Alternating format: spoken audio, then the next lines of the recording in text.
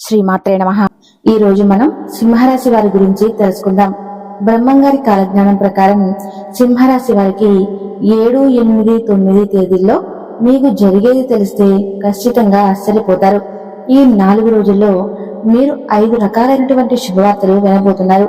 మీ జీవితానికి సంబంధించి మీరు ఎప్పటి నుంచో ఎదురు చూస్తున్నటువంటి 5 పెద్ద శుభవార్తలు వినబోతున్నారు.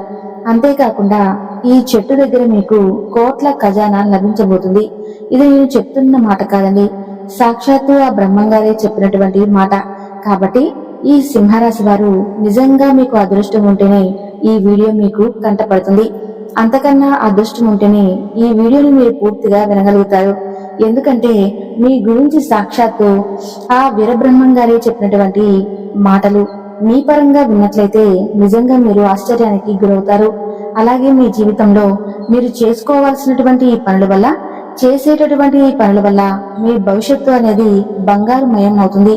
మీకు కోట్లు సంపాదించుకునేటువంటి అవకాశం, పరిహారం చేసుకోవాల్సిన ఆ చెట్టు ఏంటి, ఇవన్నీ కూడా చాలా రకాలైనటువంటి చెప్పుకుంటూ పోతే ఆసక్తికరమైనటువంటి విషయాలు ఎన్నో ఉన్నాయండి. వీడియోని అస్సలు మిస్ చేసుకోకండి.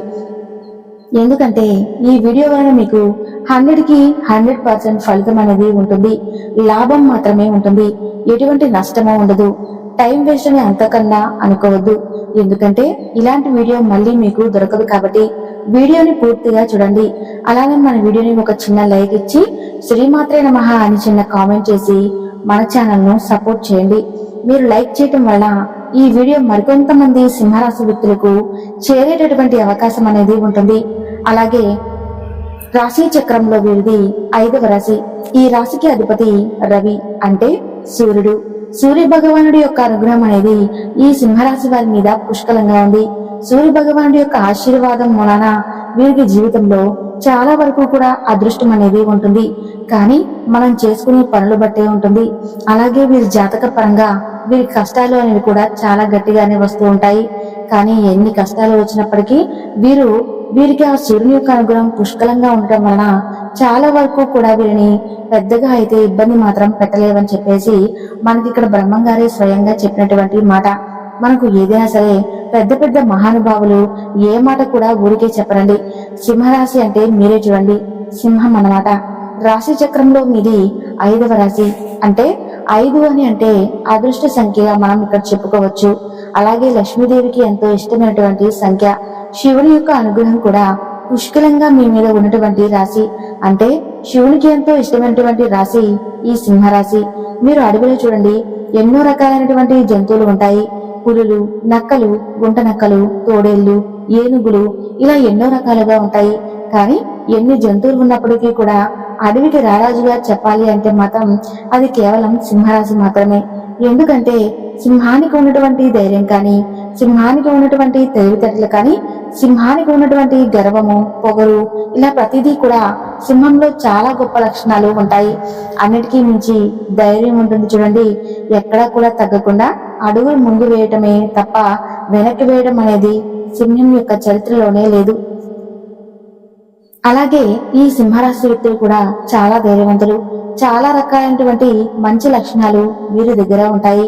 వీరి దగ్గర పొగరు, అహంకారము, గర్వము, అందము, వారికి ముక్కుసూటితనము కానివ్వండి, కోపం విషయంలో ఇట్లా ప్రతిదీ గనక మనం పోల్చుకుంటే సింహాలను ఏమాత్రం కూడా తగ్గరు. సింహరాశిలో ఉన్నటువంటి పురుషులు కావచ్చు, స్త్రీలు కావచ్చు, ఎక్కడా కూడా తగ్గరన్నమాట. ఆఖరికి సింహరాశిలో ఉన్నటువంటి పిల్లలు కూడా సింహం పిల్లల్లాగా ధైర్యంగా ఉంటారు. ఇలా ప్రతిదీ కూడా వారి రక్తంలోనే ఉంటుంది. అన్ని రకాలైనటువంటి ధైర్యాలు, పొగరు, ఇలా ప్రతిదీ కూడా ఈ సింహరాశి వారిని ఉంటాయి. అలాగే ఈ సింహరాశి వారు మేము జీవితంలో ఒక మంచి గొప్ప స్థాయికి వెళ్ళాలి, మేము మంచిగా ఎదగాలి అనేటువంటి ఒక తాపత్రయంతో కష్టం ఎంత చేయడానికైనా సరే ఇష్టంగా ఉంటారు. అంటే మేము జీవితంలో మంచిగా సంపాదించాలి, మాకు డబ్బు అనేది చాలా అవసరము, తరతరాలు కూర్చొని తిన్నా కూడా తరగని సంపద మాకు రావాలి, మా కుటుంబం మేము ఎప్పుడూ కూడా సంతోషంగా ఉండాలి, మా తల్లిదండ్రులను బాగా చూసుకోవాలి, అంటే వారి శ్రేయస్సు, సంతోషం మరియు అవసరాలను శ్రద్ధగా చూసుకోవాలి, వారి ఆరోగ్యానికి అవసరమైన సహాయం అందించడం, మేము నలుగురిలో ఎక్కడ ఒక మూలను పోకుండా నలుగురిలో గొప్పగా ఉండాలి, ముందుండాలి, ఫలానా వారంటే ఒక మంచి పేరు, ప్రతిష్టలు, సమాజంలో ఒక మంచి హోదా, గౌరవము, ఒక మంచి స్టేటస్ ఉండాలి అని చెప్పేసి కోరుకునేటువంటి వ్యక్తులుగా ఈ సింహరాశి వ్యక్తులను మనం చెప్పుకోవచ్చు. వీరికి ఏంటంటే 25 సంవత్సరాల వయసు వరకు కూడా వీరి జీవితంలో ఎన్నో రకాలైనటువంటి కష్టాలను చూశారండి ఈ సింహరాశి వారు. ఎందుకంటే అవన్నీ చూడబట్టే వీరు ఇంత స్ట్రాంగ్ గా తయారయ్యారనమాట. అంటే వీరి జీవితంలో చిన్న వయసు నుంచి కూడా డబ్బుకు సంబంధించినటువంటి ఇబ్బందులు కానివ్వండి, పరిస్థితులు క్రియేట్ చేసినటువంటి బాధలు, కొన్ని అయితే మనుషులు సృష్టించినటువంటి బాధలు, మనుషులు చేసినటువంటి అవమానాలు అనేవి గట్టిగా వీరి గుండెకు తగ్గాయి. అలాగే వాటి వల్ల ఏంటంటే వీరు ఎన్నో బాధలు, ఎన్నో అవమానాలు ఎదుర్కొన్నారు. జీవితంలో మనిషికి ఎంతైనా సరే డబ్బు అనేది ఒక రేంజ్ లో ఉండాలి. కాబట్టి అలాంటి డబ్బును మనం సంపాదించాలి. ఏదైనా సరే ప్రతిదీ కూడా మనం డబ్బుతో ఏదైనా సాధించగలము, ఏదైనా కొనగలము. కొండ మీద కోతైనా సరే తీసుకువచ్చేటువంటి శక్తి ఒక డబ్బుకు ఉంటుందని వీరు భావిస్తారు. అందుకే వీళ్ళు అలాంటి ఆ హోదాతనము, ఆ హుందాతనము మాకు కూడా రావాలి. జనం మమ్మల్ని ఇంతగా అవమానించారు, వారికి మనం బుద్ధి చెప్పాలి. వీరు చిన్న వయసులో చాలా రకాలైనటువంటి ఇబ్బందులు ఎదుర్కొని ఉండి ఇవాళ రోజున వాళ్ళు ఇంత స్ట్రాంగ్ గా తయారయ్యారనమాట. అలాగే అంత పట్టుదలతో కూడా వీళ్ళు సంపాదిస్తారు. ఒక మాటలో చెప్పాలంటే 30 సంవత్సరాలు వచ్చినప్పటికీ నుంచి కూడా వీరికి బ్రహ్మాండంగా ఉంటుంది. అంటే వీరి యొక్క ప్లానింగ్ అని, వీళ్ళ ప్రణాళిక గాని, ఇన్నాళ్ళ నుంచి వీరు చేసిన కష్టానికి తగినటువంటి ఆ రిజల్ట్ ఇప్పుడు వస్తుంది. ఈ సింహరాశి వ్యక్తులు కూడా వారి జీవితంలో చిన్నప్పటి నుంచి పడి లేచి నేర్చుకున్నటువంటి అనుభవాలు ఉన్నాయి చూడండి. ఆ అనుభవాలు జనాలు నేర్పినటువంటి పాఠాలు, అవన్నీ వాళ్ళు మంచి పట్టుదలతో తీసుకొని వాళ్ళు కష్టపడి మంచి స్టేజ్ కి వచ్చారు. అంటే మంచి సక్సెస్ లో ఉంటారు. అసలు అంతకు ముందు ఏమీ లేని వాళ్ళు కూడా ఏంట్రా బాబు ఎంత సంపాదించారు, ఏం చేశారు, అసలు వీరికి ఇంత అదృష్టం ఎలా వచ్చింది, ఎంత టాలెంట్ గా ఉన్నారని చెప్పేసి జనం కూడా ముక్కును వేలేసుకున్నట్టుగా వీరి యొక్క సంపాదన కానివ్వండి, ప్రతిదీ కూడా బాగా కలిసి వచ్చి ఒక మంచి స్టేజ్ లో ఉంటారు. ఎవరైతే వీరిని అవమానించారో అలాంటి వారి వీరి దగ్గరకు వచ్చి, అంటే వీరి యొక్క ఆ శక్తి సామర్థ్యాలను, వీరి పట్టుదలతో జీవితంలో ఎదిగినటువంటి ఆ ఎదుగుదలని, వీటన్నిటిని కూడా గుర్తించి వీరి దగ్గరకు వచ్చి, అంటే వీరి యొక్క ఆ శక్తి సామర్థ్యాలను, వీరి పట్టుదలతో జీవితంలో ఎదిగినటువంటి ఆ ఎదుగుదలని, వీటన్నింటినీ కూడా గుర్తించి వీరి దగ్గరకు వచ్చి వీరి సహాయ సహకారాల కోసం ఎదురు చూస్తూ ఉంటారు. ఇలా వీరి దగ్గరకు చేరేటువంటి అవకాశం అనేది ఉంది. కాబట్టి మీరేంటంటే అలా ఎవరైతే మిమ్మల్ని, మీరు ఇబ్బందుల్లో కష్టాల్లో ఉన్నప్పుడు ఎవరైతే మిమ్మల్ని అవమానించారో అలాంటి వారి దగ్గరకు వచ్చారు కదా అని చెప్పేసి హక్కును చేర్చుకోకుండా వారిని ఎంతలో ఉంచాలో అంతలోనే ఉంచేసేయండి. అలాంటి వ్యక్తులను పక్కన పెట్టేసేయండి. ఇప్పటికైనా సరే, అంటే చిన్న వయసులో తెలిసి తెలియక ప్రతి ఒక్కరిని గుడ్డిగా నమ్మి ఉండవచ్చు. అలాంటి దాని వల్లే మీరు ఎన్నో రకాలైనటువంటి సమస్యలు ఫేస్ చేశారు. కానీ ఇప్పుడు పొరపాటును కూడా మళ్ళీ అలాంటి పొరపాటు అనేది చేయవద్దు. ఇప్పుడైనా సరే ఎవరిని ఎంతలో ఉంచాలో, ఎవరిని ఎక్కడ ఉంచాలో అక్కడే ఉంచేసేయండి. ఏదైనా కష్టం కానీ, ఏదైనా అంటే చెప్పుకోలేని బాధలు ప్రతి మనిషికి, ఎంత కోటీశ్వరుడైనా కానివ్వండి, చెట్టు కింద ఉండే వాళ్ళ దగ్గర నుంచి కారులో తిరిగే కోటీశ్వరుడు దాకా కూడా ప్రతి ఒక్కరికి కూడా ఎవరికి తగ్గ కష్టాలు వారికి ఉంటూనే ఉంటాయి. చిన్న చెట్టుకు చిన్న గాలి, పెద్ద చెట్టుకు పెద్ద గాలి అన్నట్టుగా ప్రతి ఒక్కరికి కూడా కష్టాలు అనేవి ఉంటాయి. అలాంటి కష్టానికి ఏంటంటే చుట్టూ ఉండేటువంటి ఫ్రెండ్స్ ని, వాళ్ళని వీళ్ళని బాగా మాట్లాడుతున్నారు, నమ్మకంగా ఉన్నారని చెప్పేసి మనం ఏంటంటే చిన్న పొరపాటు చేస్తూ ఉంటాం. ప్రతిదీ చెప్పుకునే విషయం చెప్పుకొని పర్సనల్ విషయం వాళ్ళతో చెప్పుకుంటూ ఉంటాం. అలా చెప్పినప్పుడు ఏంటంటే అది ఇప్పుడు ఈ రోజు ఉన్న మంచి అసలు రేపటిదాకా ఉండదు. కాసేపటికి ఏం జరుగుతుందో మనకు తెలియదు. జనాల బుద్ధులు అనేవి క్షణానికి ఒక రకంగా మారుతూ ఉంటాయి. కాబట్టి ఇవాళ మంచి ఉండొచ్చు, కానీ రేపు మీ మధ్య పగ రావచ్చు. ఎవరైనా మూడో వ్యక్తి వల్ల ఏదైనా సమస్య రావచ్చు, నిందల పాలైపోవచ్చు. కాబట్టి అలాంటివి చెప్పుకొని ఉన్న మాటలు రేపటి రోజున వాటి వల్లే మనం ఎక్కువగా ఇబ్బంది పడేటువంటి అవకాశం అనేది ఉంది. మన జుట్టు తీసుకెళ్లి వాళ్ళ చేతుల్లో పెట్టినట్టు. కాబట్టి ఎప్పుడూ కూడా అలాంటి పర్సనల్ మాటలు బయట వాళ్ళకి ఎవరికి కూడా చెప్పవద్దు. ఏదైనా ఉంటే మీ భార్య భర్తలు ఒకరికొకరు లేదా మీ తల్లిదండ్రులకు చెప్పుకోండి. ఆఖరికి తోడబుట్టినలకు కూడా చెప్పుకోవద్దు అని నేను అంటానండి. ఎందుకంటే ఈ రోజుల్లో మనం ఎదుగుతుంటే చూడలేని వాళ్ళలో ముందు వాళ్ళే ఉన్నారు. అందరినీ అనట్లేదు, అందరూ అలా ఉంటారు అని నేను ఇక్కడ చెప్పడం లేదు. కొంతమంది మాత్రం అలా ఉన్నారు. తోడబుట్టిన వాళ్ళలో కూడా అక్క చెల్లెళ్ళు, అన్న తమ్ముళ్ళు బాగుంటే చూడలేని వాళ్ళు ఎంతో మంది ఉన్నారు. ఒకరినొకరు బాగుపడుతుంటే చూడలేక, ఓరవలేక ఏదో ఒకటి నష్టాలు చేసి ఇబ్బందులు పెట్టే వాళ్ళు ఎంతో మంది ఉన్నారు. అలాగే ఫ్రెండ్స్ లో కూడా ఉన్నారు, బంధువుల్లో ఉంటున్నారు. కాబట్టి అలాంటి వారితో మీరు చాలా జాగ్రత్తగా ఉండండి. సింహరాశి వారికి ఈ 3 రోజులు కూడా ఎంతో అనుకూలంగా ఉంది. చేపడిన పనుల్లో విజయం సిద్ధిస్తుంది. ఎటు వెళ్ళినా కూడా అదృష్టమే కలిసి రాబోతుంది.